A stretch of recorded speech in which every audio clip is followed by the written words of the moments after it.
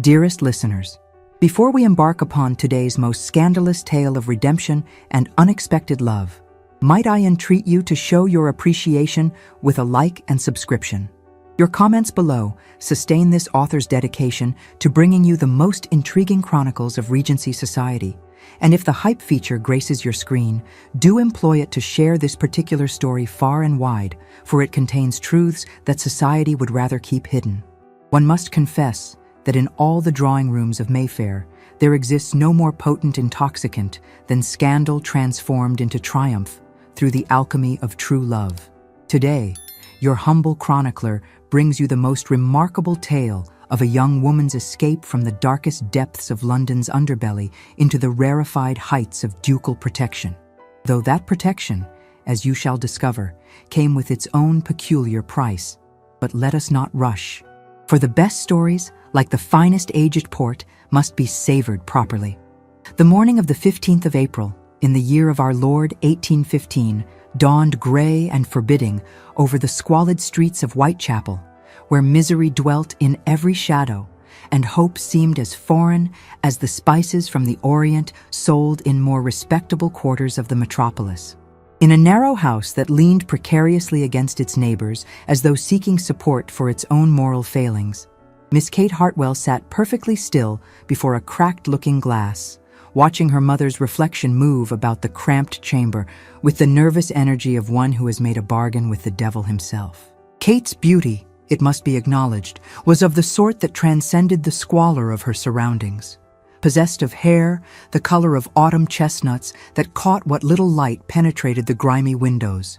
Eyes of such a startling shade of green that they put one in mind of the emerald necklaces displayed in the shops of Bond Street. And features so delicately formed that one might suppose nature had intended her for a drawing room rather than the deplorable circumstances in which she found herself. At 19 years of age, she displayed an unusual amalgamation of innocence and intelligence that made her mother's intentions all the more heinous. Mrs. Hartwell, whose own beauty had long since been eroded by gin and disappointment, moved about the room, gathering Kate's few possessions with hands that trembled not from emotion, but from the absence of her usual morning draft. The woman had once been respectable, the wife of a clerk in a counting house, but Mr. Hartwell's death from consumption 3 years prior had begun their inexorable descent into poverty. Each pawned treasure, each smaller lodging, each compromise of dignity had led them to this moment, this morning, this unspeakable betrayal. The establishment to which Mrs. Hartwell had sold her daughter's virtue was known in certain circles as Mrs. Wickham's Academy for Young Ladies, though no education occurred there, save that which would make any respectable woman faint dead away. The proprietress, a woman of considerable girth and even more considerable cruelty, had paid £30 for Kate, a fortune to the desperate Mrs. Hartwell, a pittance for the destruction of an innocent life. The transaction had been conducted the previous evening whilst Kate slept, exhausted from taking in mending to earn their bread. Kate had discovered the truth only an hour ago, when her mother, fortified by cheap gin purchased with part of her blood money, had confessed all with the casual cruelty of one who has convinced themselves that survival justifies any sin. The girl had not wept, had not raged, had not pleaded. She had simply sat before the looking-glass, studying her reflection as though memorizing the face of the person she had been before this knowledge had destroyed something fundamental within her. The carriage that would convey her to her fate was due within the quarter hour. Mrs. Wickham did not tolerate delays, and the 2 large men she employed to collect her new acquisitions were known to be persuasive in ways that left no visible marks.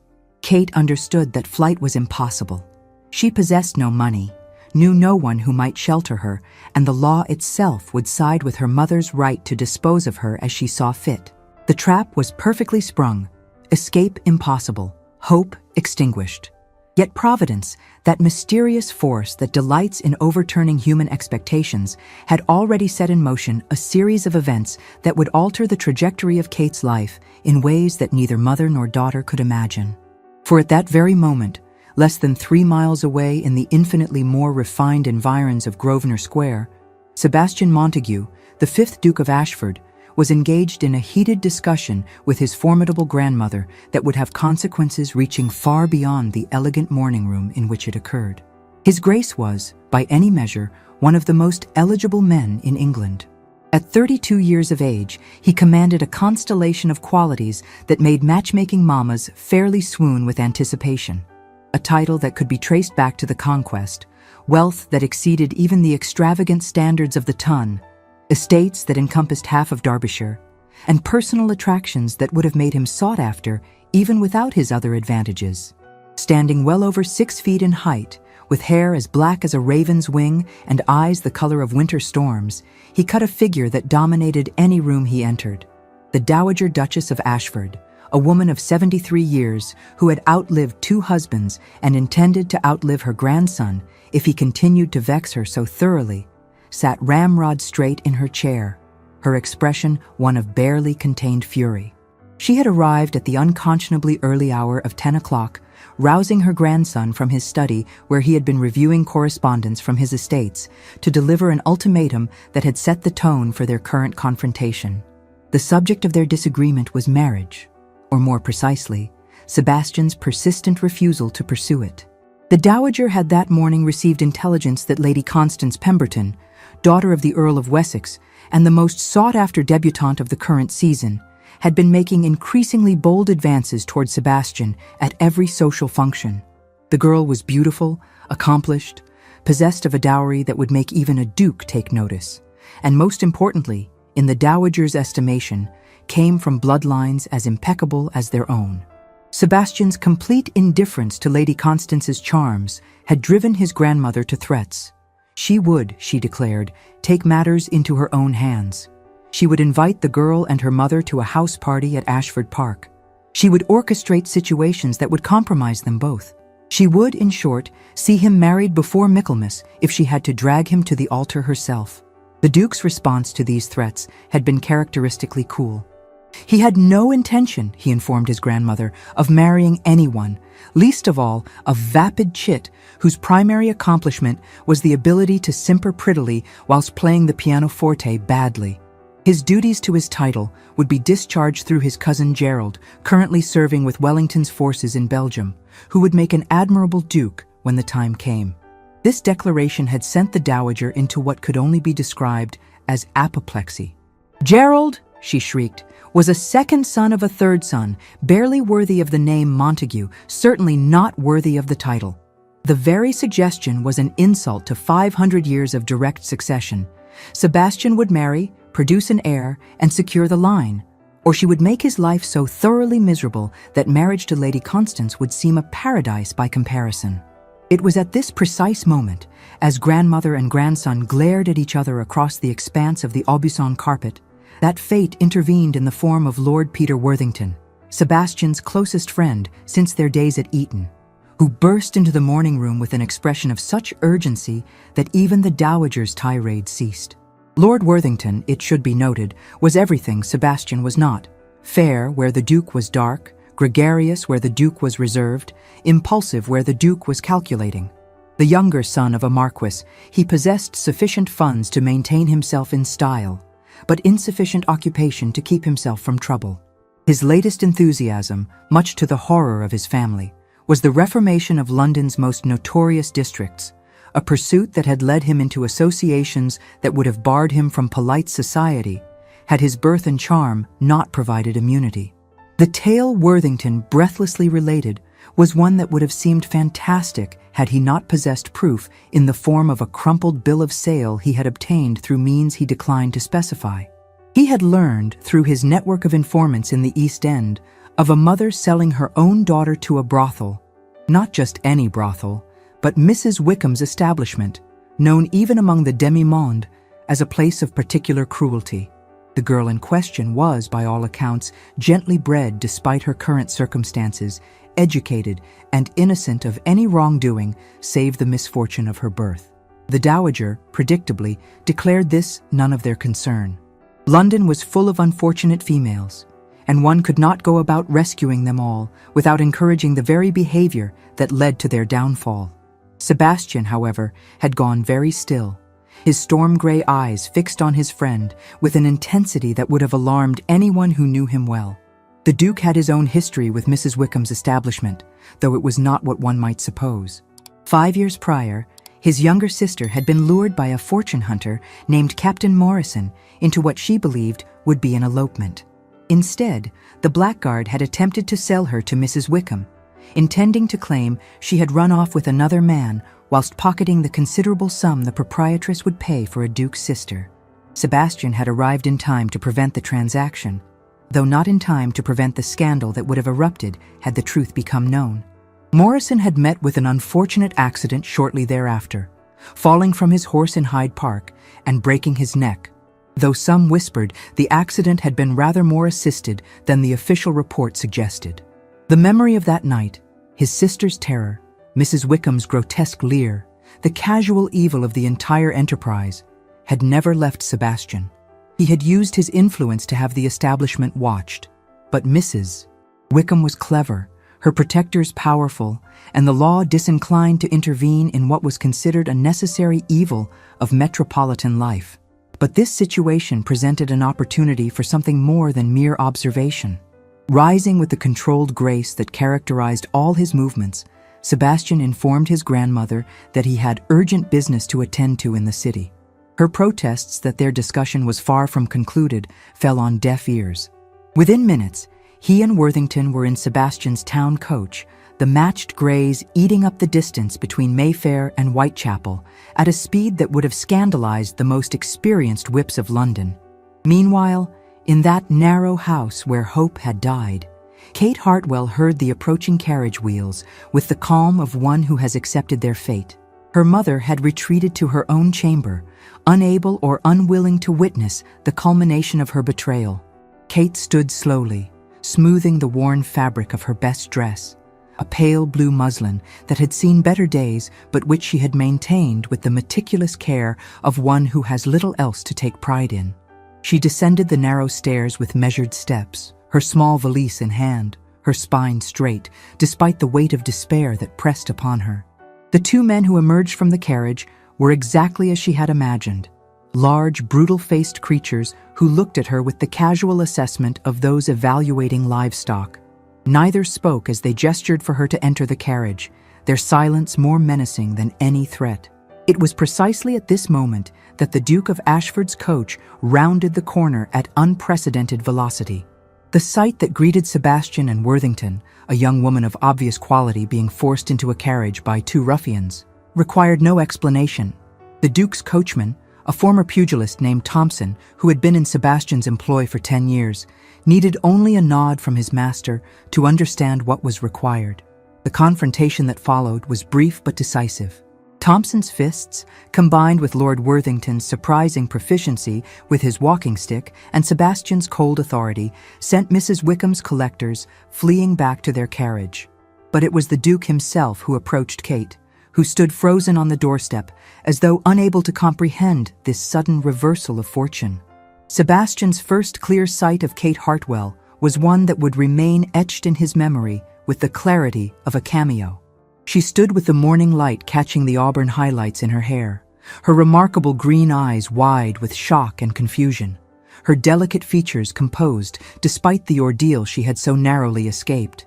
But it was something else, something indefinable in her bearing, a dignity that transcended her shabby surroundings, a strength that adversity had refined rather than destroyed, that made him catch his breath. While Sebastian was absent during the following weeks, ostensibly supervising matters at his Derbyshire estate, his thoughts returned with alarming frequency to London.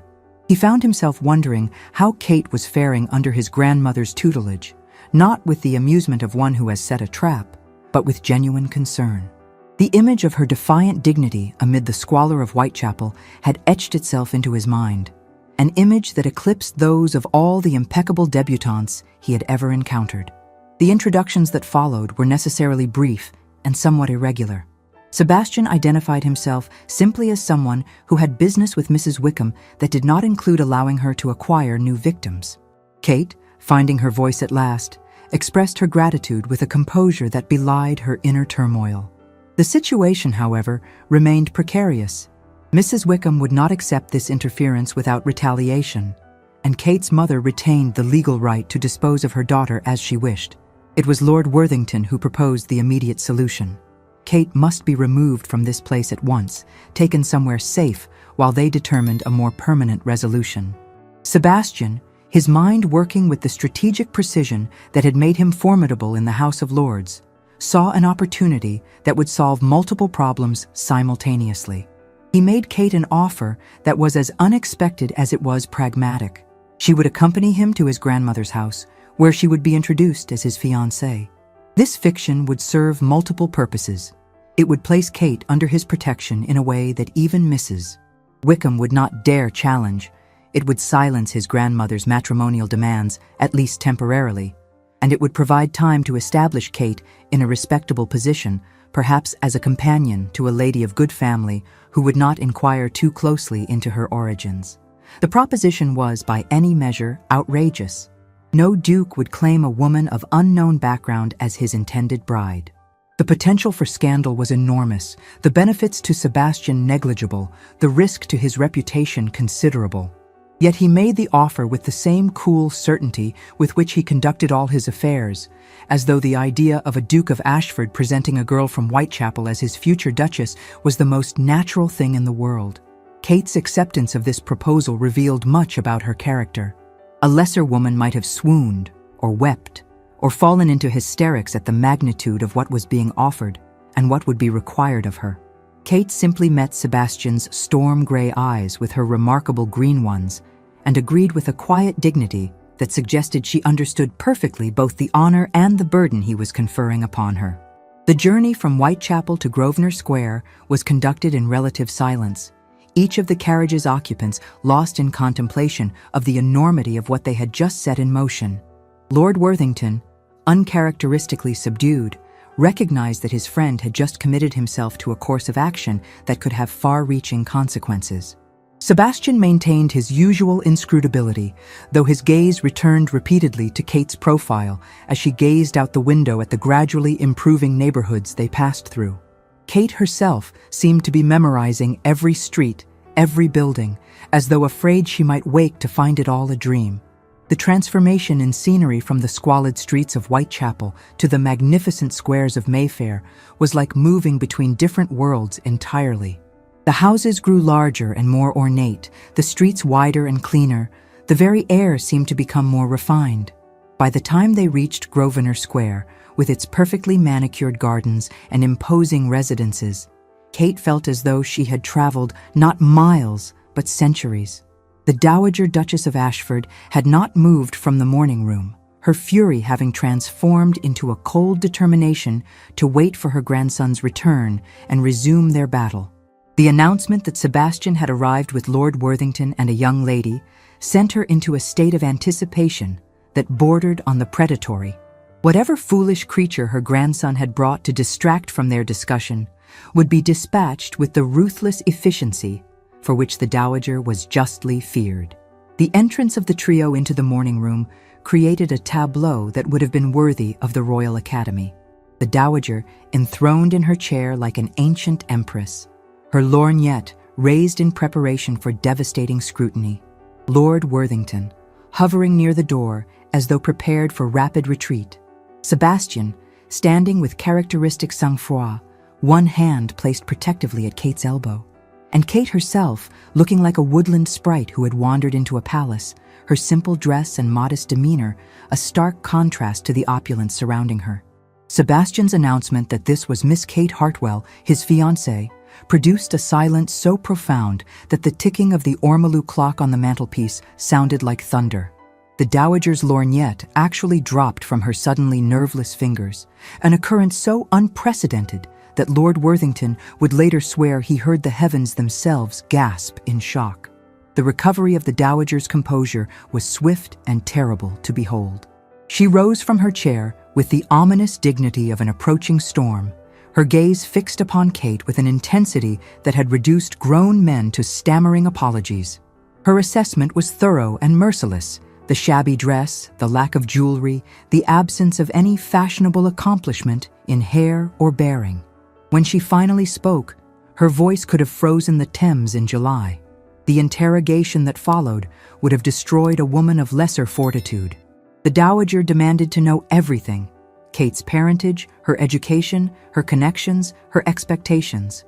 Each answer Kate provided with quiet honesty only seemed to deepen the older woman's horror.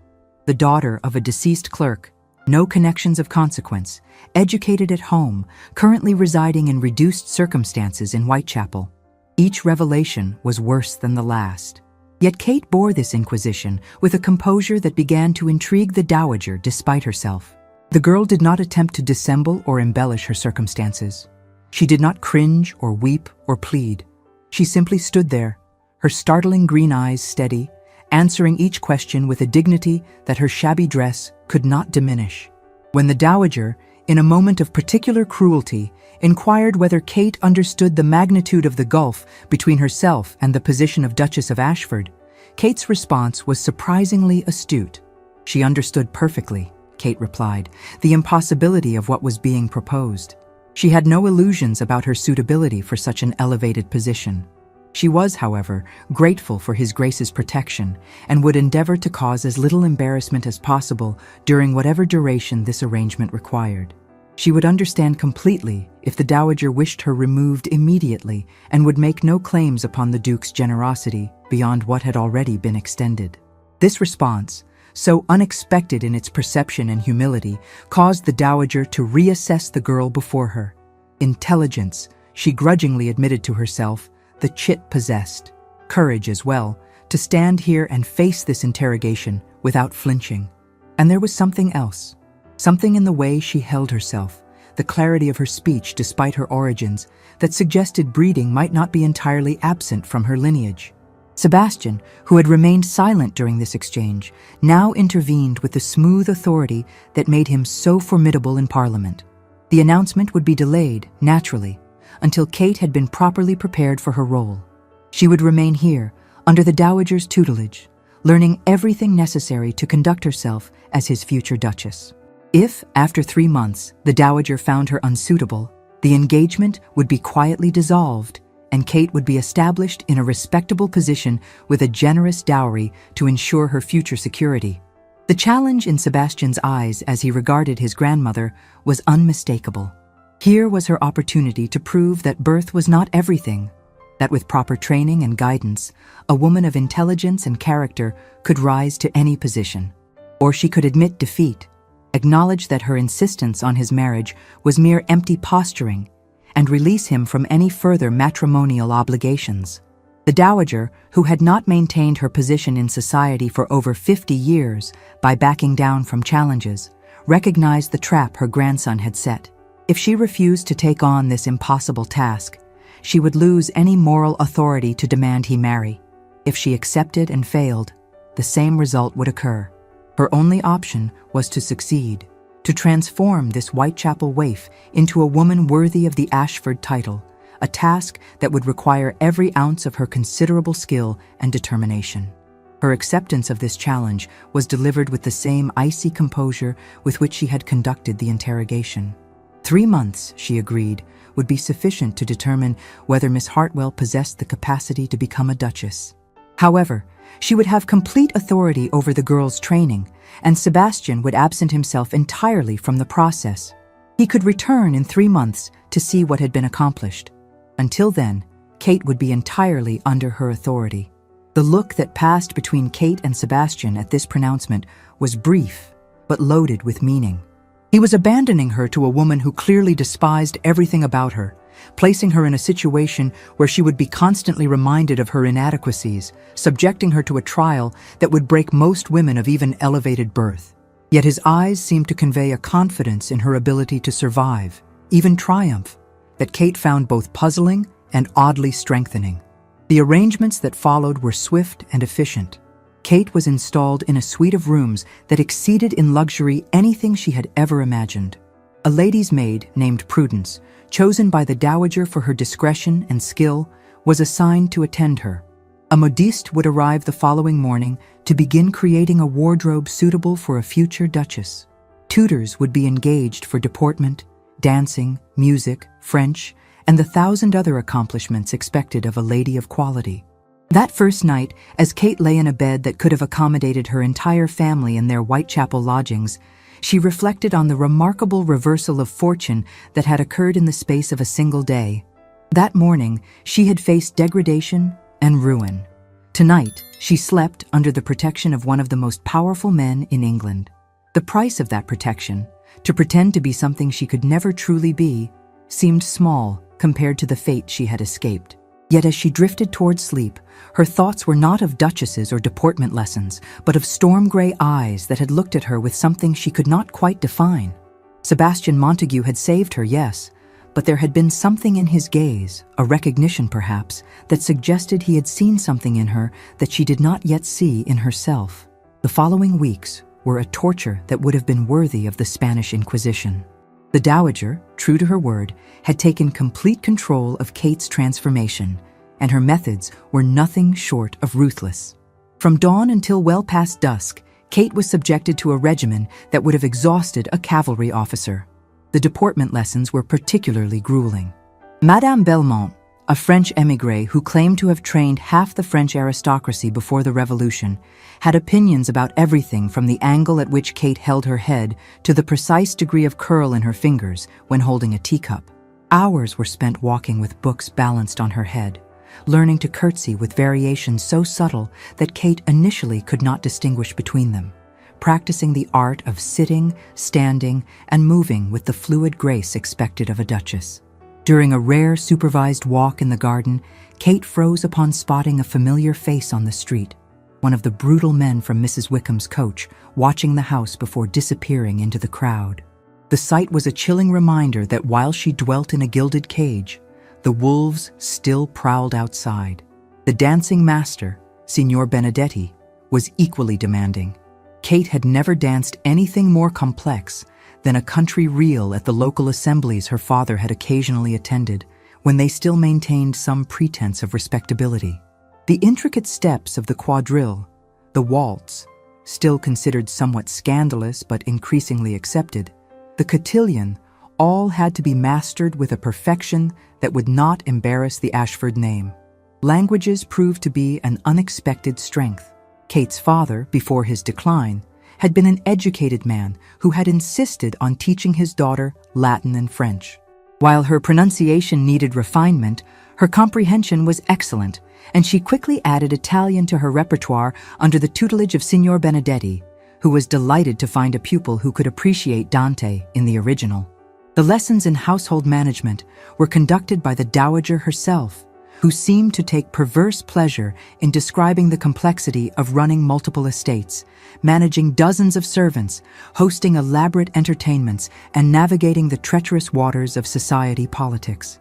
Every great house in England was discussed, their inhabitants dissected, their connections analyzed, their scandals discreetly examined for educational purposes. During one such lesson on household economy, the Dowager lamented the cost of repairing the lace on a ball gown. Kate, remembering countless hours of mending, timidly offered a solution, describing a nearly invisible stitch she had learned. The Dowager, initially dismissive, allowed her to attempt it and was genuinely impressed with the perfection of the repair. A rare moment when Kate's former life proved not a disadvantage, but an unexpected asset. Music proved more challenging. Kate had never had the opportunity to learn an instrument, and while her voice was pleasant enough, the pianoforte seemed determined to resist her every effort. The music master, Mr. Hartley, a man of infinite patience and mild manner, spent hours guiding her fingers through scales and simple pieces, though they both knew she would never achieve the proficiency expected of a lady of quality. It was the transformation of her appearance that proved most dramatic. The modiste, Madame Rochelle, had taken one look at Kate and declared that she had been sent a diamond in the rough. Kate's figure, despite the privations of recent years, was naturally elegant. Her coloring, that remarkable combination of chestnut hair and green eyes, required only the proper setting to be stunning. The clothes that began arriving were works of art. Morning dresses in delicate muslins, afternoon gowns in rich silks, evening wear that transformed Kate into someone she did not recognize in the mirror. The hairdresser performed similar miracles, teaching Prudence elaborate styles that showcased Kate's natural beauty while maintaining the elegance expected of her supposed position. Jewelry, selected by the Dowager from the Ashford collection, appeared as if by magic. Nothing too elaborate initially, but pieces that spoke of wealth and taste. Pearl earrings, a simple gold necklace, a bracelet of emeralds that matched her eyes. Throughout this transformation, Kate saw nothing of Sebastian. True to the agreement, he had absented himself entirely, though Lord Worthington occasionally appeared to take tea with the Dowager and cast encouraging glances in Kate's direction. The Duke's absence was both a relief and a strange source of disappointment. Relief because she could focus entirely on her lessons without the distraction of those storm-gray eyes. Disappointment for reasons she did not care to examine too closely. The Dowager, meanwhile, was experiencing a most unwelcome sensation. She was beginning to respect, even like, the girl she had intended to break. Kate's determination was remarkable, her intelligence undeniable, her capacity to learn impressive. More than that, she possessed an innate kindness that expressed itself in small ways. Her genuine concern for Prudence when the maid's mother fell ill, her patience with Mr. Hartley's stuttering, her grateful appreciation for every lesson, no matter how grueling. Even more disturbing to the Dowager was the realization that Kate was beginning to carry herself with genuine nobility. Not the artificial posturing of those who aspired to rise above their station, but the natural dignity of someone who understood that true nobility came from character rather than birth. It was most vexing, particularly as the Dowager had spent 73 years believing exactly the opposite. 6 weeks into the transformation, an unexpected test arose. Lady Worthington, Lord Peter's mother and one of the Dowager's oldest friends, called unexpectedly. She had heard rumors, she declared, of Sebastian's engagement and demanded to meet the bride-to-be immediately. The Dowager, caught between revealing the incomplete state of Kate's training and risking exposure of the entire fiction, chose to brave it out. Kate was summoned to the drawing room with barely 5 minutes to prepare. She entered to find 2 formidable matrons examining her with the intensity of naturalists discovering a new species. Lady Worthington was known for her ability to detect the slightest deficiency in breeding or deportment, her tongue sharp enough to flay the pretensions from any upstart who dared enter her circle. The conversation that followed was a masterclass in social warfare. Lady Worthington deployed every weapon in her considerable arsenal, barbed comments disguised as compliments, questions designed to trap the unwary into revealing their ignorance, references to people and events that only someone of the highest circles would understand. Kate, drawing on every lesson of the past 6 weeks, navigated these hazards with a grace that surprised even the Dowager. When Lady Worthington inquired about Kate's family, she responded with quiet dignity about her father's service as a clerk, neither embellishing nor apologizing for her origins. When asked about her accomplishments, she admitted her limitations while emphasizing her eagerness to learn. When the conversation turned to current events, she demonstrated a knowledge gleaned from the newspapers the Dowager had insisted she read daily, offering opinions that were informed without being presumptuous. The moment of greatest danger came when Lady Worthington, with calculated cruelty, mentioned that she had heard Kate resided in Whitechapel before her engagement. The silence that followed was pregnant with potential disaster. Kate's response, when it came, was masterful in its simplicity. She confirmed that circumstances had indeed forced her to temporary lodgings in an unfashionable area, but that His Grace's generosity had rescued her from a situation that had become untenable. She offered no details, made no excuses, and met Lady Worthington's sharp gaze with calm confidence. Lady Worthington's departure was followed by an unprecedented event. The Dowager actually smiled at Kate. It was a small smile, quickly suppressed, but unmistakable. The girl had passed her first real test, had faced one of society's most feared dragons, and emerged unscathed. Perhaps, the Dowager thought with something approaching wonder, this impossible task might not be impossible after all. The remaining 6 weeks of training intensified rather than eased. Now that Kate had proven she could survive a basic social encounter, the Dowager was determined to polish her to a degree that would withstand the scrutiny of the entire ton. Guest lists for every important house in London were memorized, genealogies studied. the subtle art of precedence mastered. Kate learned to recognize the difference between Sèvres and Meissen porcelain, to distinguish between Rubens and Rembrandt, to appreciate the superiority of Chateau Margaux over lesser vintages. The physical transformation was equally dramatic. Regular meals and rest had restored a bloom to Kate's complexion that poverty had threatened to permanently extinguish. Exercise in the form of daily walks in the private garden behind Ashford House had given her movements a confident grace. The constant attention to posture and bearing had transformed her from a pretty girl into a striking woman who commanded attention simply by entering a room. Yet the most profound change was internal. Kate was discovering aspects of herself she had never suspected existed. She had a natural gift for languages, a genuine appreciation for art and music, and a strategic mind that allowed her to navigate social complexities with increasing skill. More surprisingly, she was finding that she enjoyed many aspects of this new life, not just the luxury, though she would have been dishonest to deny its appeal, but the intellectual stimulation, the sense of purpose, the feeling that she was becoming someone of consequence rather than merely existing. The date of Sebastian's return approached with alarming rapidity. The dowager, who had initially viewed this deadline with grim determination, now found herself genuinely anxious about the outcome. She had, against all expectation and her own better judgment, become fond of Kate. The girl had worked harder than any debutante the dowager had ever trained, had accepted criticism without complaint, had shown a strength of character that transcended the unfortunate circumstances of her birth. On the morning of the appointed day, Kate stood before her mirror, hardly recognizing the woman who looked back at her. Prudence had dressed her in a morning gown of soft rose silk that complemented her coloring perfectly. Her hair was arranged in an elegant style that managed to be both fashionable and flattering. The simple pearl earrings and necklace she wore were perfectly appropriate for the hour and occasion. She looked, in short, exactly like what she was pretending to be, a young woman of quality preparing to meet her fiancé. The dowager, observing from the doorway, felt an unexpected pride in what had been accomplished. The transformation was complete, or as complete as 3 months could make it. Kate would never have the instinctive arrogance of those born to the purple, but perhaps that was not entirely a disadvantage. She possessed something rarer, a genuine grace that came from understanding both privilege and privation. Sebastian arrived precisely at 11 o'clock, accompanied as before by Lord Worthington. The dowager had arranged for them to meet in the blue drawing room, its formal elegance providing the perfect setting for this crucial encounter.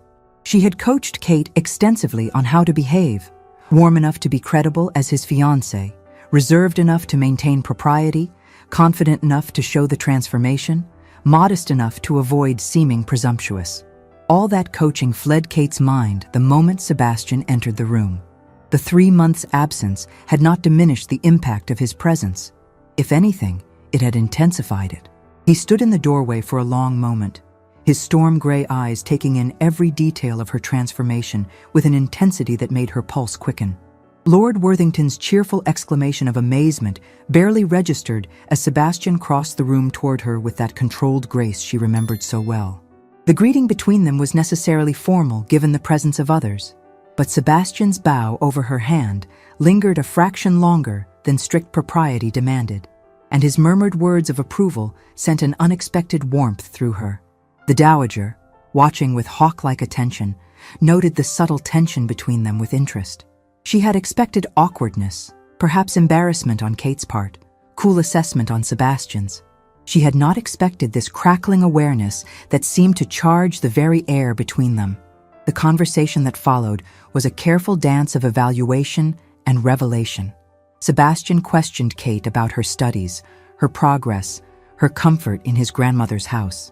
Kate responded with the poise she had worked so hard to achieve, though she was acutely aware of his every movement, every shift in expression.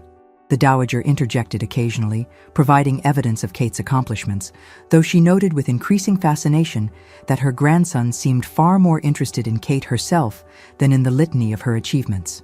When Kate was asked to demonstrate her musical progress, she moved to the pianoforte with visible reluctance. This remained her weakest accomplishment, and she had no wish to embarrass herself before Sebastian. Yet as she began to play the simple Mozart sonata she had labored so hard to master, she found his presence oddly calming rather than nerve-wracking. The piece was far from perfectly executed, but it was creditable, and when she finished, Sebastian's approval seemed genuine rather than polite. The true test came when Sebastian suggested a walk in Hyde Park. It would be Kate's first semi-public appearance as his supposed fiancé, though the fashionable hour was still some time away, limiting the number of potential observers.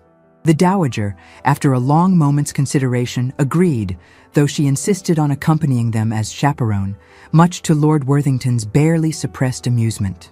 The carriage ride to Hyde Park was conducted in relative quiet, each occupant absorbed in their own thoughts. Kate was acutely conscious of Sebastian sitting opposite her, his presence making the spacious carriage seem suddenly intimate. The dowager maintained her usual regal bearing while secretly observing the interplay between her grandson and his unusual fiancé. Lord Worthington, with uncharacteristic tact, kept his observations to himself, though his eyes danced with suppressed mirth. Hyde Park in the early afternoon was relatively uncrowded, though not entirely deserted. A few dedicated equestrians exercised their mounts along Rotten Row, nursemaids pushed perambulators along the paths, and the occasional couple strolled beneath the trees. Kate, walking between Sebastian and his grandmother with Lord Worthington bringing up the rear, felt as though she were on stage, every eye upon her despite the sparse audience. The first encounter came in the form of Lady Ashbury and her daughter, Miss Penelope Ashbury, one of the season's debutantes. Lady Ashbury's surprise at seeing the notoriously elusive Duke of Ashford escorting an unknown young lady was poorly concealed. The introductions that followed were Kate's first real test in a public setting, and she acquitted herself admirably, responding to Lady Ashbury's barely veiled curiosity with polite reserve while avoiding any statements that might later prove problematic. Miss Ashbury, a pretty blonde with ambitious eyes, assessed Kate with the calculating gaze of a rival.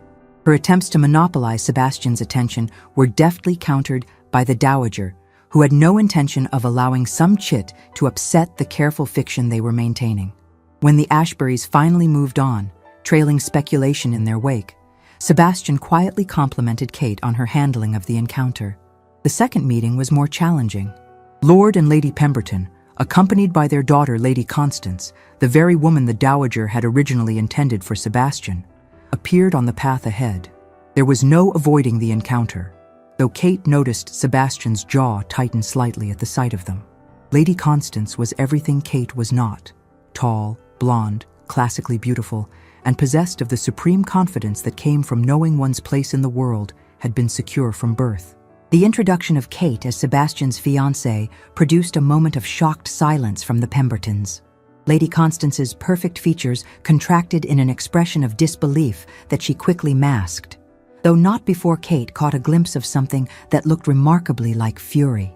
Lord Pemberton recovered first, offering congratulations that rang hollow, while his wife subjected Kate to an examination that would have been insulting had it not been so transparently motivated by shock. Lady Constance's response was a masterpiece of barely concealed hostility wrapped in superficial sweetness.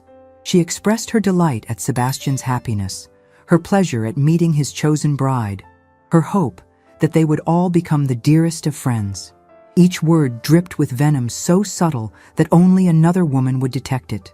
Kate, drawing on reserves of composure she had not known she possessed, responded with equal sweetness and even less sincerity, creating a performance that made the dowager mentally applaud.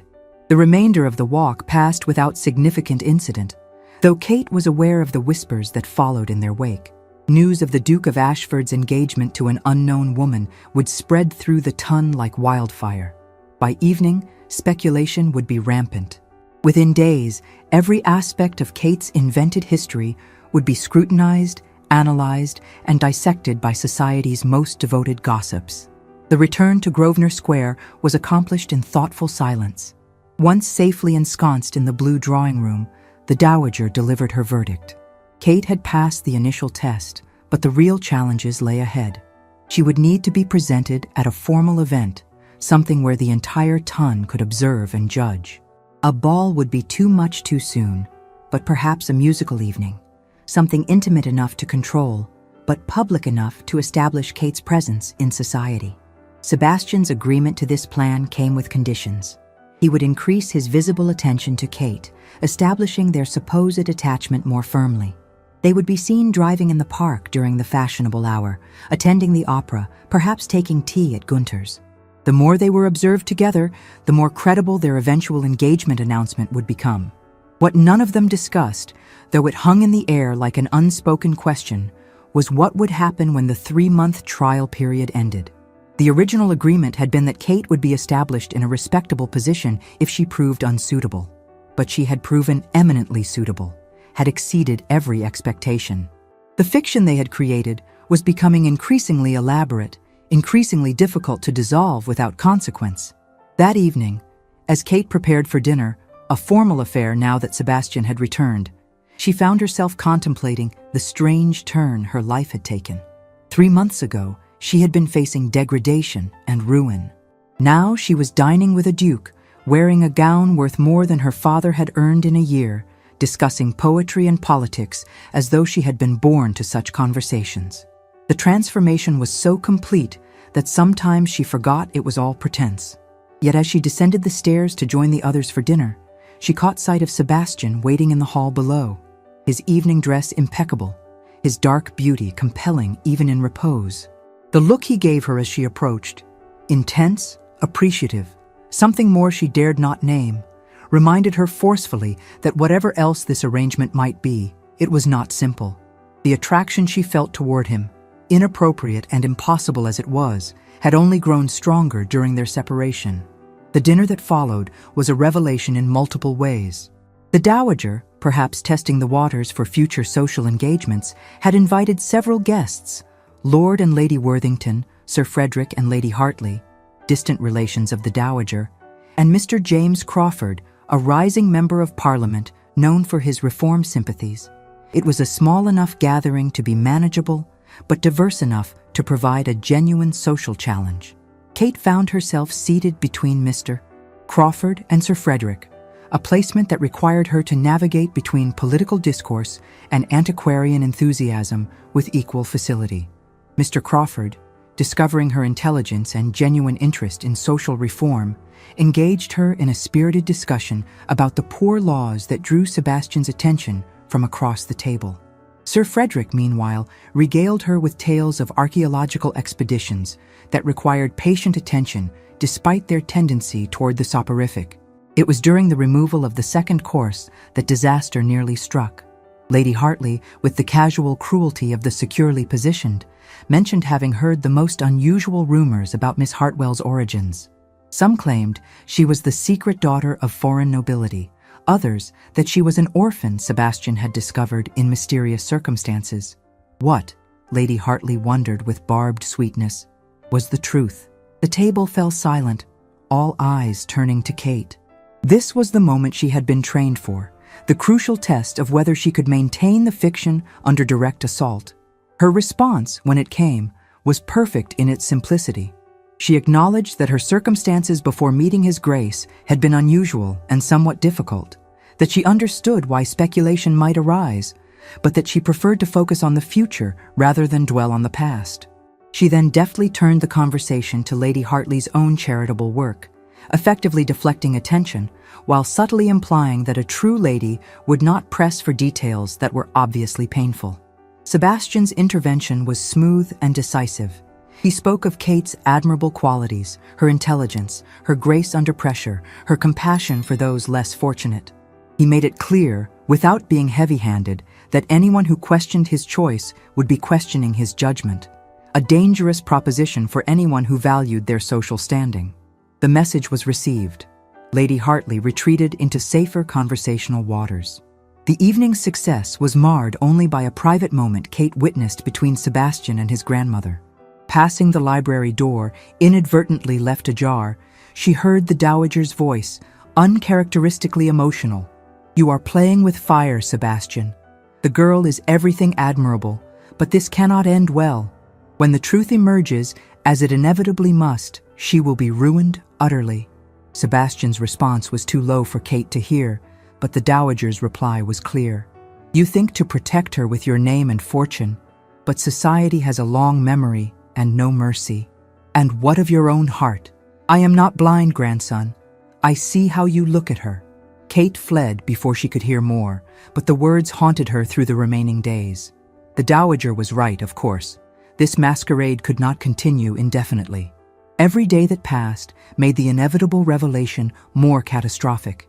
She was living in a fairy tale, but fairy tales ended, and not always happily. The musical evening the dowager had planned was set for the following week. It would be hosted by Lady Worthington, providing a degree of separation that would allow them to gauge society's reaction without fully committing the Ashford name. The guest list was carefully curated, influential enough to matter, diverse enough to spread word throughout different social circles, but not so elevated that a disaster would be irretrievable. Kate's preparation for this event was meticulous.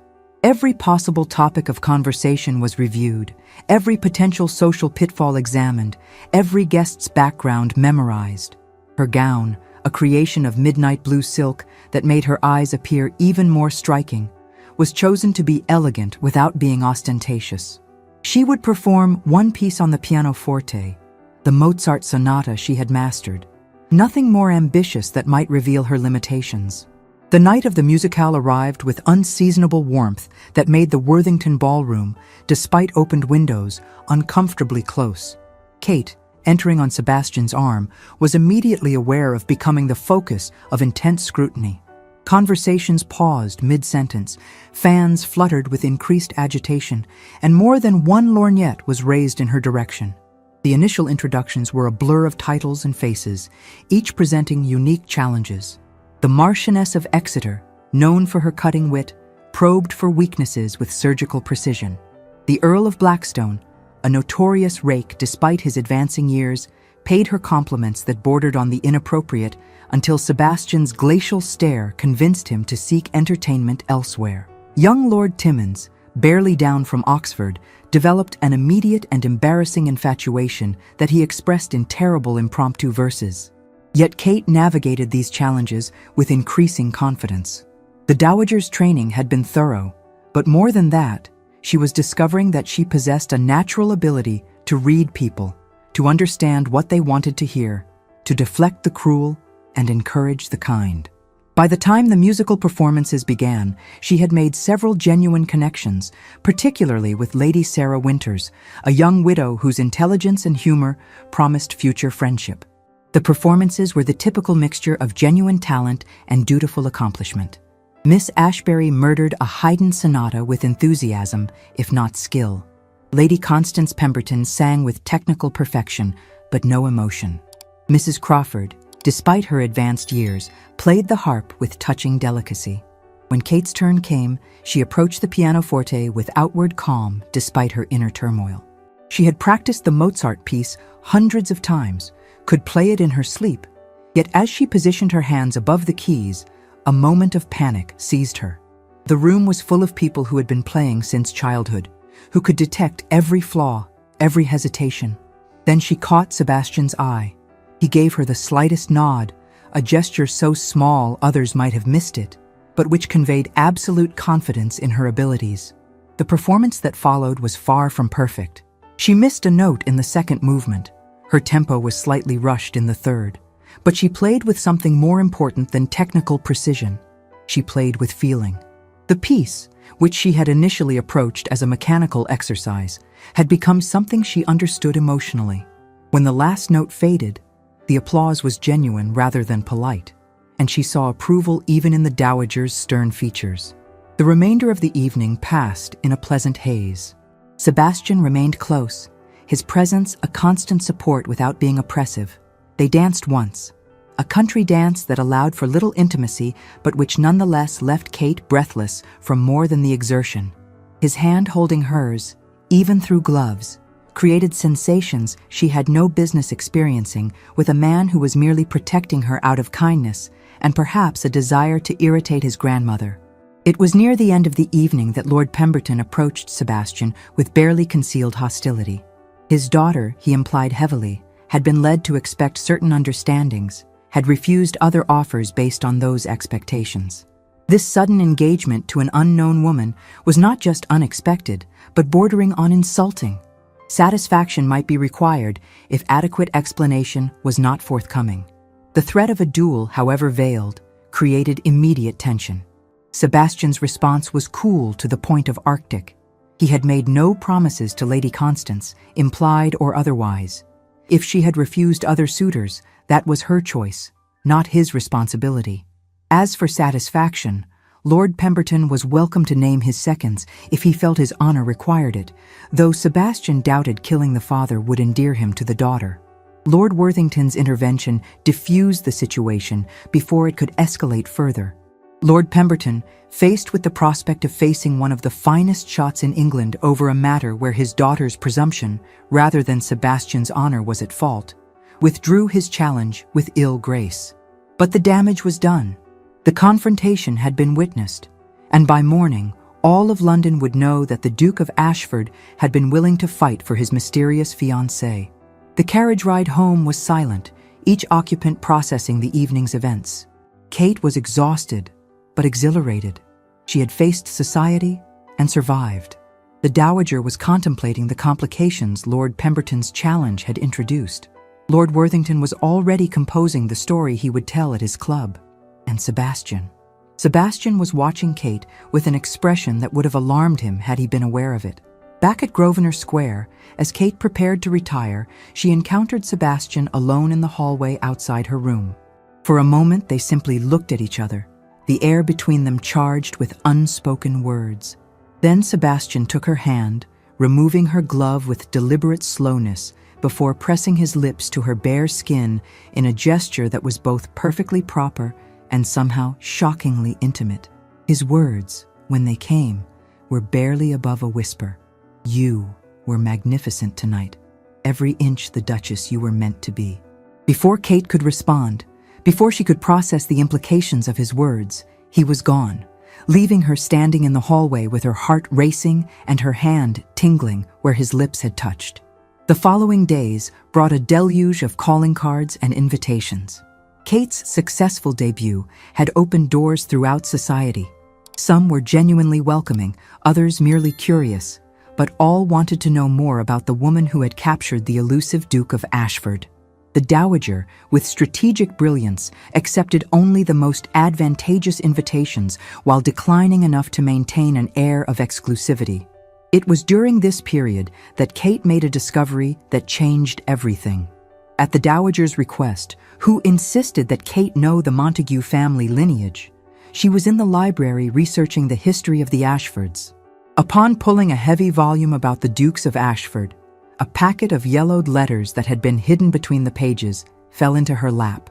The letters were addressed to Sebastian's father, the fourth Duke, and dated from 20 years prior. The sender's name made Kate's blood run cold. Margaret Hartwell, her mother. The contents revealed a truth so shocking that Kate had to sit down to absorb it. Her mother had not always been the bitter woman who had sold her daughter. She had once been a governess in the Ashford household, teaching Sebastian's younger sister. She had been dismissed suddenly, given a generous settlement, and warned never to contact the family again. The reason was clear from the letters. She had been with child, the fourth Duke's child. Kate's father, the quiet clerk who had raised her, had not been her father at all. The implications were staggering. She was Sebastian's half-sister. The attraction between them, which she had tried so hard to suppress, was not just inappropriate, but unthinkable.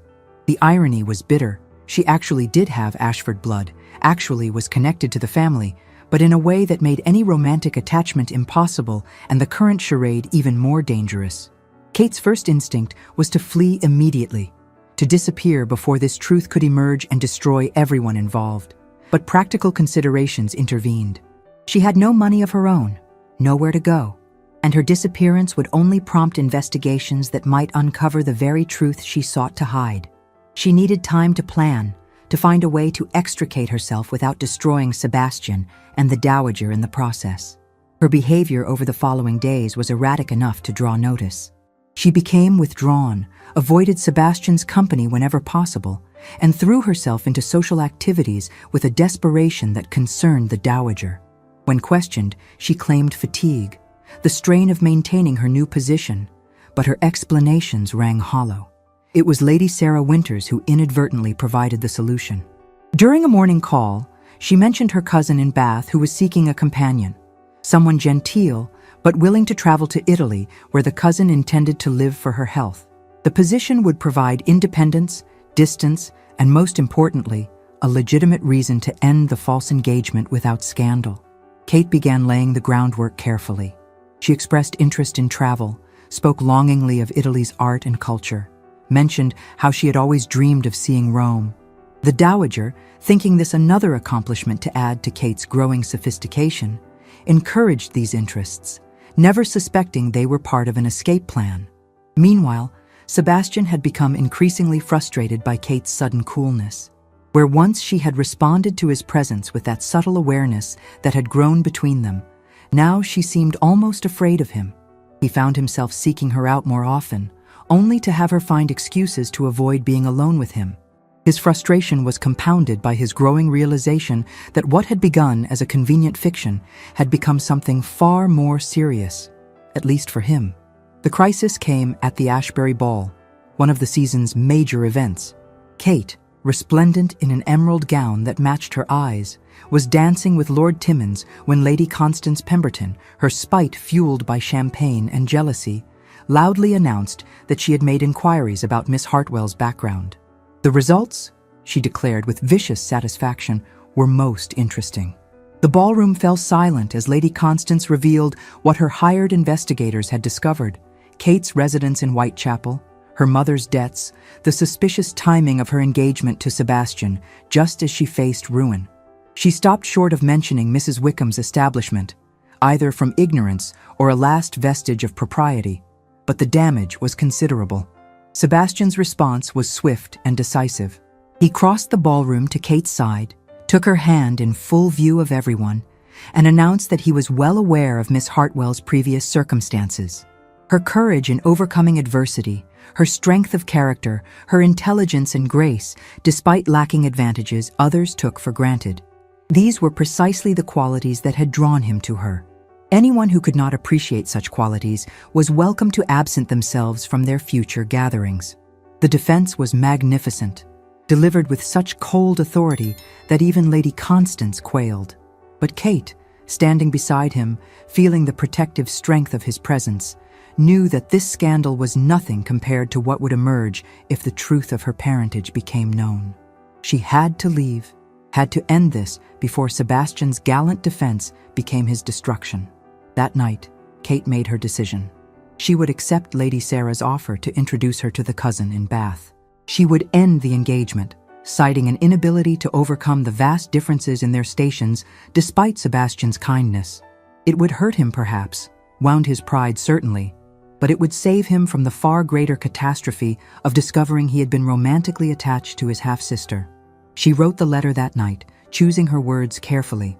She expressed her gratitude for his protection, her admiration for his character, her deep appreciation for the Dowager's efforts to transform her.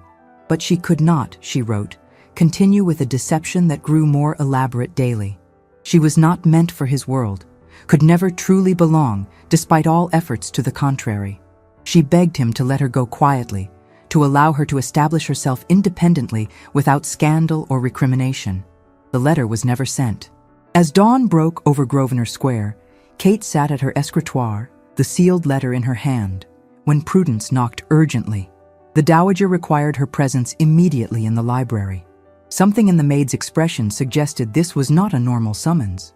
Kate found the library occupied not just by the Dowager, but by Sebastian, Lord Worthington, and surprisingly, her mother.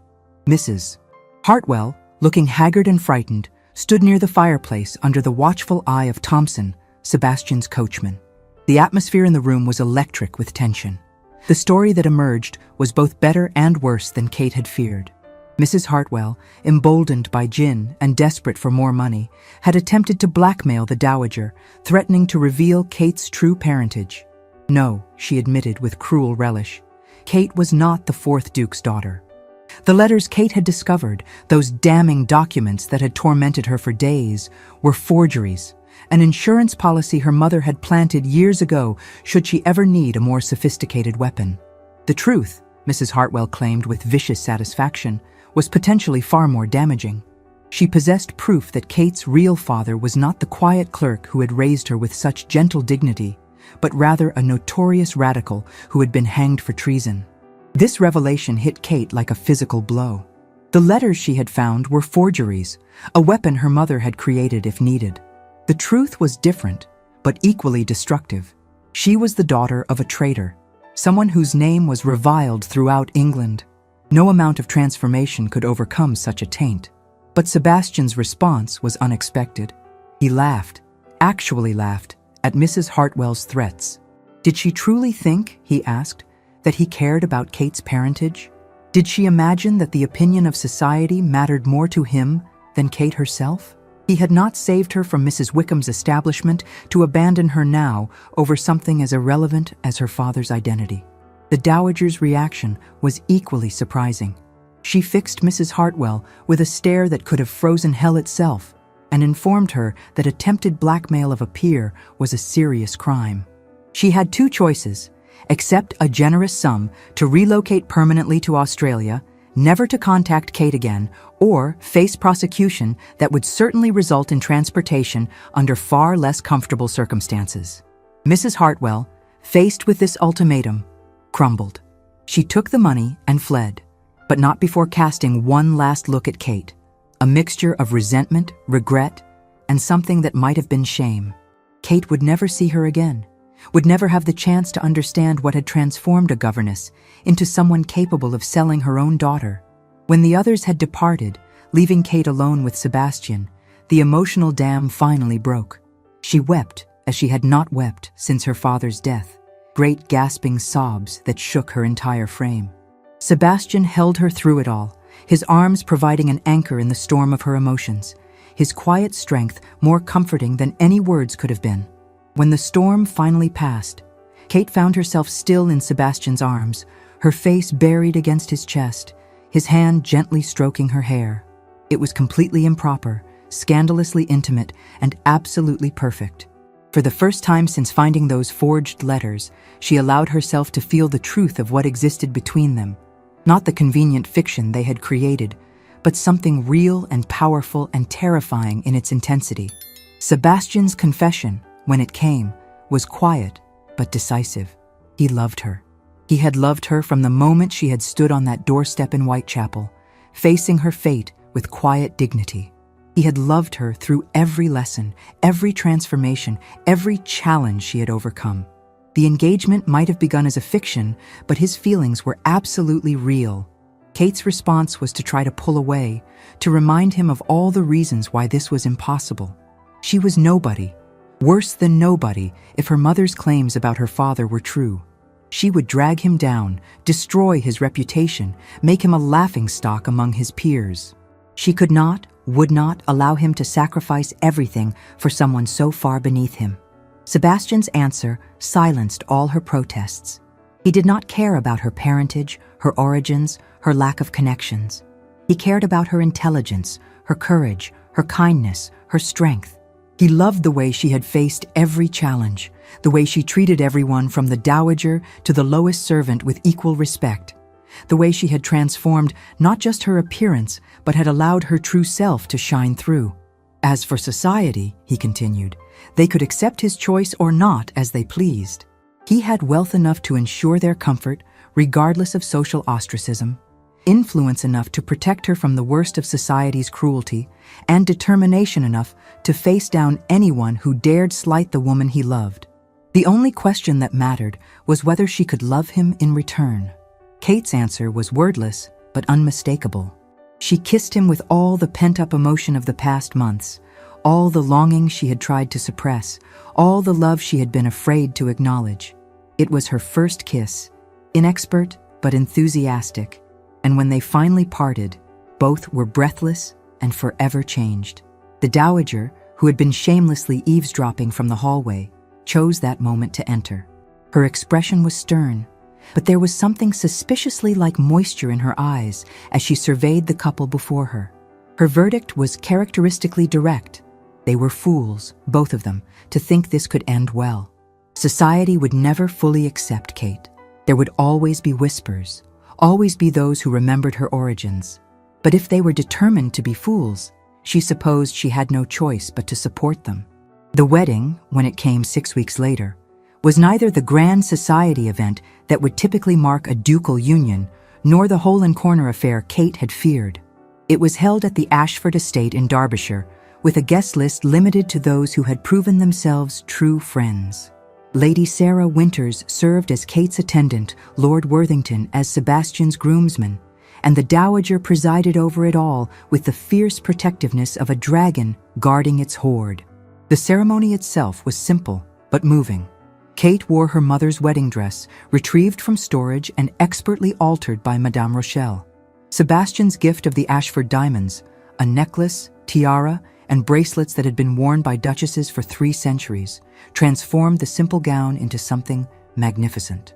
But it was the expression on Sebastian's face as she walked toward him, the love and pride and joy that blazed from those storm-gray eyes that made her truly beautiful.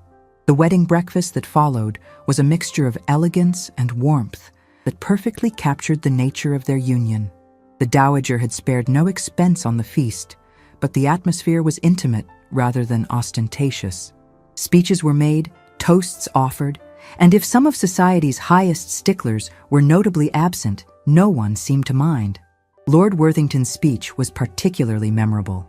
He told the story of that morning in Whitechapel, of Sebastian's immediate determination to save a woman he had never met, of Kate's dignity in the face of catastrophe. He spoke of transformation, not just Kate's external transformation, but the way she had transformed everyone around her, making the Dowager show a softer side many had thought extinct, making Sebastian smile more in 3 months than in the previous 3 years, making all of them believe that true worth had nothing to do with birth and everything to do with character. The Dowager's speech was shorter, but no less impactful. She admitted she had been wrong, not about the difficulties they would face, which were real and would continue, but about Kate's ability to overcome them. She had trained many young women for society, but Kate was the only one who had understood that true nobility came from within. She welcomed her as not just a granddaughter-in-law, but as the daughter she had never had. Sebastian's speech was the most moving of all. He spoke not of Kate's transformation, but of his own. She had taught him that courage was not the absence of fear, but the willingness to face it, that true strength came from vulnerability, that love was not a weakness, but the greatest power of all. He promised to spend the rest of his life proving worthy of the trust she had placed in him when she had agreed to that first, impossible charade. Kate's response broke with tradition. Duchesses did not typically speak at their own wedding breakfasts. But then, she was not a typical duchess. She thanked the Dowager for seeing potential where others would have seen only impossibility. She thanked Lord Worthington for his kindness and friendship. She thanked the assembled guests for their acceptance and support. But most of all, she thanked Sebastian for seeing her, not as she was, but as she could be, for giving her not just protection, but purpose, for offering not just his name, but his heart. And here, dearest listeners, the chronicle of their romance might well have ended, tied with the neat bow of matrimonial bliss. But their union was not an ending, but a beginning. And the true measure of their triumph was not captured in that single perfect day, but in the remarkable legacy they would build across the decades that followed. For what good is a love story, after all, if it ends at the altar? The real test of any great romance is not the wedding, but the life that comes after. And in this, Sebastian and Kate would prove themselves worthy of the fairy tale they had begun. The honeymoon was spent at a small estate Sebastian owned in the Lake District, far from the prying eyes of society. For 2 weeks, they existed in a private paradise, learning each other without the constraints of propriety or the pressure of public performance. Kate discovered that beneath Sebastian's controlled exterior lay a man of deep passion and surprising playfulness. Sebastian discovered that Kate's quiet strength concealed a wicked sense of humor and an adventurous spirit that delighted him. They walked the fells, sailed on Windermere, read poetry to each other in the evenings. They talked of everything and nothing, their hopes for the future, their fears from the past, their dreams for the family they hoped to create. They made love with a passion that would have shocked society, but seemed perfectly natural to two people who had fought so hard for their happiness. The return to London was necessarily daunting. News of the marriage had spread, reactions ranging from shock to outrage to reluctant admiration. Some doors were permanently closed to them. Lady Constance Pemberton had married a wealthy merchant in a fit of pique, and her mother made it clear the Ashfords were no longer welcome in their circle. But other doors opened. Reformers and intellectuals who cared more for character than bloodlines. Younger members of society who found the romance of the story irresistible. Kate's first appearance as the Duchess of Ashford was at a charity concert benefiting orphans of the war. It was a calculated choice. Who could object to charitable work? But also a genuine one. Kate had not forgotten where she came from, had not forgotten how close she had come to a very different fate. She threw herself into the cause with genuine passion, using her position to raise awareness and funds for those who, like herself, had faced circumstances beyond their control. The success of this first event led to others. Kate became known for her charitable work, her genuine concern for the less fortunate, her ability to bridge the gap between the highest and lowest levels of society. She never forgot a name or a face, never looked down on anyone regardless of their station, never allowed her elevation to make her forget her origins. Sebastian watched his wife's growing confidence with pride and love. She had become everything the dowager had trained her to be, and more. A duchess who commanded respect not through birthright but through character, who led not through authority but through example. The tongue might whisper about her origins, but they could not deny her impact. The true test came when Kate discovered she was with child. The future of the dukedom now rested within her, and suddenly those who had been willing to tolerate her as Sebastian's eccentric choice had to accept her as the mother of the future duke. The pregnancy was difficult. Kate was sick for months, confined to bed for weeks, and there were moments when both she and the child were in real danger. But she survived, as she had survived everything else life had thrown at her. The birth of James Sebastian Montague, Marquess of Harrington, was celebrated throughout the estate with genuine joy. The baby, healthy and strong, had his mother's green eyes and his father's dark hair, a perfect combination of both parents. The christening was attended by everyone who mattered and many who simply wanted to matter. Even some who had initially shunned Kate could not resist the opportunity to attend such a significant event. The Prince Regent himself stood as godfather, a coup orchestrated by the dowager that silenced many critics. If the prince accepted the Duchess of Ashford, who were they to object? Life settled into a pattern of contentment that Kate had never dared imagine. She divided her time between London and Derbyshire, raised her children, for James was followed by 3 siblings in quick succession, managed her charities, and loved her husband with an intensity that never diminished. The whispers about her origins never entirely ceased, but they became increasingly irrelevant as her position solidified and her contributions to society became undeniable. The dowager lived to see her first great-grandchild born, dying peacefully in her sleep at the age of 78. Her last words to Kate were typically direct.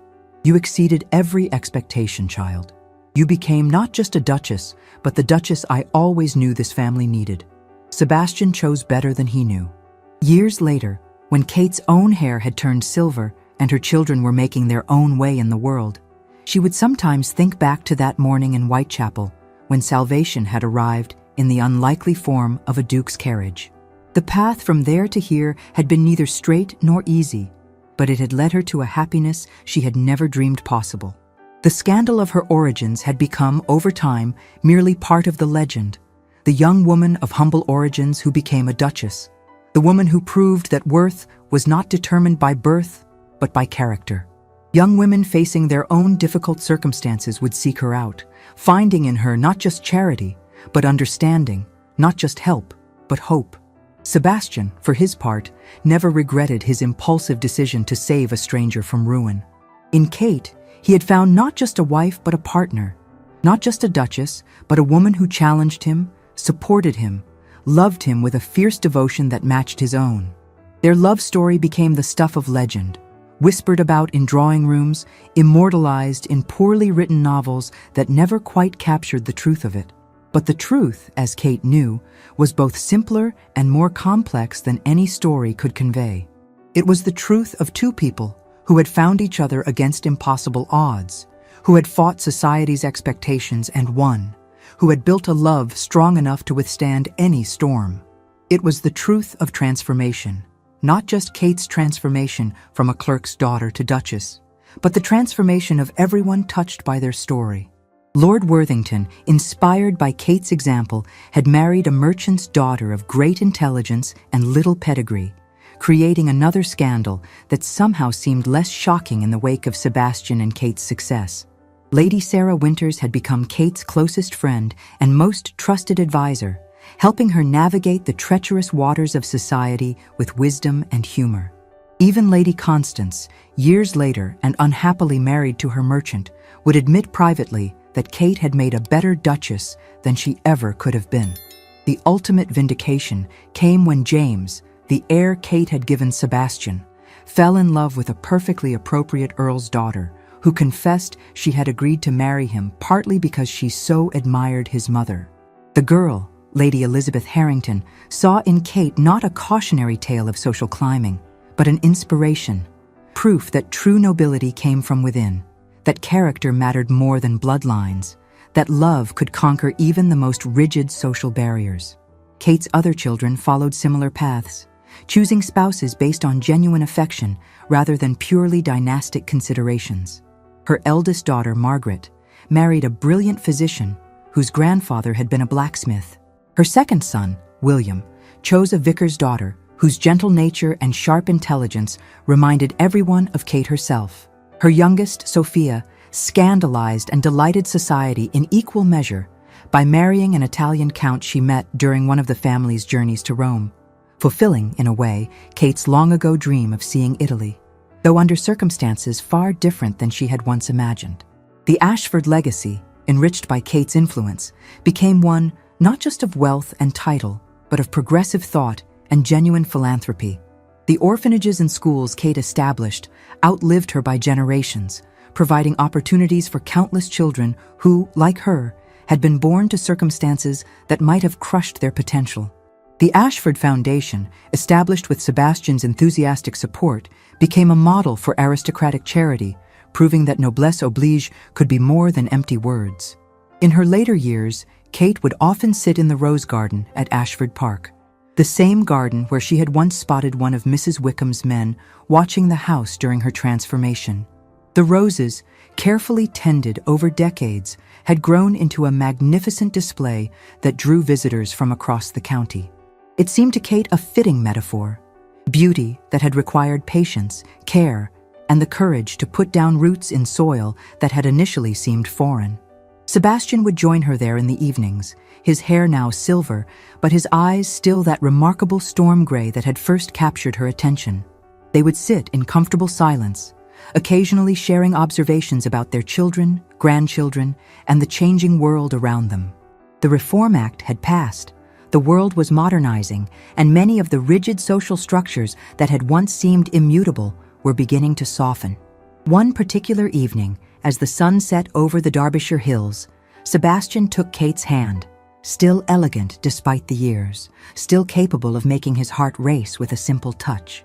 He brought it to his lips, just as he had that night after the musicale, and murmured words that brought tears to her eyes. "Every day with you has been worth a lifetime of conventional happiness. You saved me far more than I saved you, my darling Kate." Kate's response was to lean into him, this man who had been her salvation, her challenge, her greatest love. She thought of her mother, long dead in Australia, who had sold her for 30 pieces of silver. She thought of Mrs. Wickham, whose establishment had been finally closed through Sebastian's persistent legal efforts. She thought of all the moments when their unlikely union might have failed, all the forces that had tried to tear them apart. Yet here they sat, surrounded by the legacy of their love, not just in their children and grandchildren, but in the countless lives they had touched, the barriers they had broken, the proof they had provided that love, genuine love, could overcome any obstacle society erected. The dowager had been wrong about one thing: society's memory, while long, was not inflexible. Over the years, the story of the Duke and Duchess of Ashford had transformed from scandal to romance, from cautionary tale to inspiration. Young women trapped by circumstance drew hope from Kate's example. Young men of privilege began to question whether bloodlines truly mattered more than character. Kate's final public appearance was at the wedding of her first grandchild, James's eldest son, another Sebastian who had inherited both his grandfather's dark good looks and his grandmother's remarkable green eyes. The young man was marrying for love, choosing a girl whose birth was respectable but not illustrious, whose dowry was modest but whose spirit was magnificent. At the wedding breakfast, the elderly Duchess of Ashford was asked to speak. Her voice, though softened by age, still carried the clarity and dignity that had served her so well through the years. She spoke of love's power to transform, of the courage required to defy convention, of the rewards that came to those brave enough to follow their hearts rather than society's dictates. She concluded with words that would be remembered and quoted for generations. "I stand before you as proof that Providence sometimes delivers its gifts in the most unexpected packages." A girl from Whitechapel became a duchess not through subterfuge or manipulation, but through the grace of a good man's love and the determination to become worthy of it. True nobility, I have learned, has nothing to do with the circumstances of one's birth and everything to do with the choices one makes. Choose love, choose courage, choose kindness. These are the only bloodlines that truly matter. The applause that followed was thunderous, and there were few dry eyes in the assembly. Sebastian, still her devoted husband after all these years, helped her back to her seat with the same protective care he had shown that first day in Whitechapel. Their eyes met, and in that glance was the entire story of their love. The desperate beginning, the uncertain middle, the triumphant conclusion. Kate lived for 3 more years after that wedding, each day a gift she had never expected to receive. She died peacefully in her sleep on a spring morning, with Sebastian holding her hand and their children gathered around her bed.